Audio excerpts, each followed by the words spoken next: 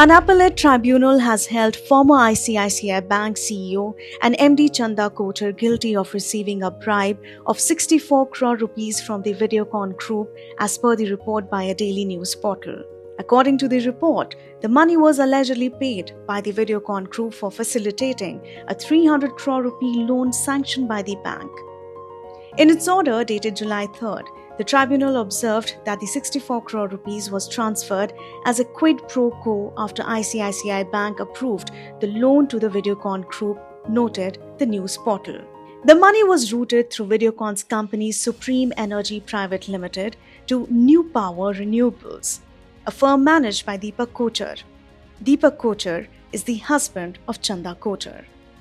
Now, as per the news portal, the order stated, quote-unquote, "The allegation made by the appellant stands because on paper ownership of NRPL is shown to be of V.N. Dhoot, CMD of Videocon Group. But according to him also, the entire control of the company was of Deepak Kochhar." Chanda Kochhar is the former Managing Director and Chief Executive Officer of ICICI Bank, one of India's largest private sector banks. She served as the CEO from 2009 to 2018 and was one of the most prominent female leaders in India's banking sector. She was instrumental in expanding ICICI Bank's retail banking operations and was recognized globally for her contributions to finance, earning spots on Forbes lists of powerful women. However, her tenure ended in controversy.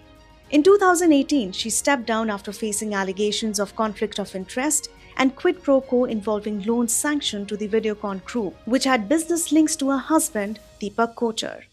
Investigations were launched by multiple agencies, including the Central Bureau of Investigation and the Enforcement Directorate. In early 2023, she and her husband were arrested by the CBI in connection with the case but later released on bail. The investigation is ongoing. Coming back to the story, the tribunal backed the ED's move to attach assets worth 78 crore rupees in the case. It overturned the 2020 ruling of the adjudicating authority, which had earlier given relief to the accused and ordered the release of the attached properties. The tribunal further pointed out that the 300 crore rupee loan sanctioned by the ICICI Bank to the Videocon Group was in violation of the bank's policies. Chanda Kochhar was part of the committee that approved the loan and did not disclose her conflict of interest, it added. The tribunal, citing statements recorded under Section 50 of the Prevention of Money Laundering Act, stated that these are admissible as evidence.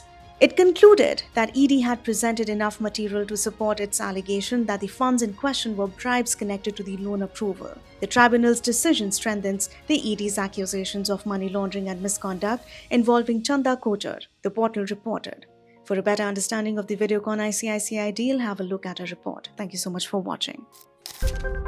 What is this Videocon ICICI Bank deal that we're talking about? In December 2008, Deepak Kochhar, husband of ICICI Bank CEO Chanda Kochhar and Venugopal Dhoot of Videocon, set up a company called New Power Renewables Private Limited. A month later, in January 2009, Dhoot resigned from New Power and transferred almost 25,000 shares to Deepak Kochhar for 2.5 lakh rupees. Then in March 2010, New Power got a loan from a company called Supreme Energy Private Limited. It is owned by Venugopal Dhoot. A sequence of transfer of shares happened from Dhoot to Kochhar, Kochhar's relatives company Pacific Capital to Supreme Energy. After that, Supreme Energy became a 94.9% shareholder in New Power. A few months later, in November 2010, Dhoot transferred his holding in Supreme Energy to an associate, Mahesh Chandra Punglia.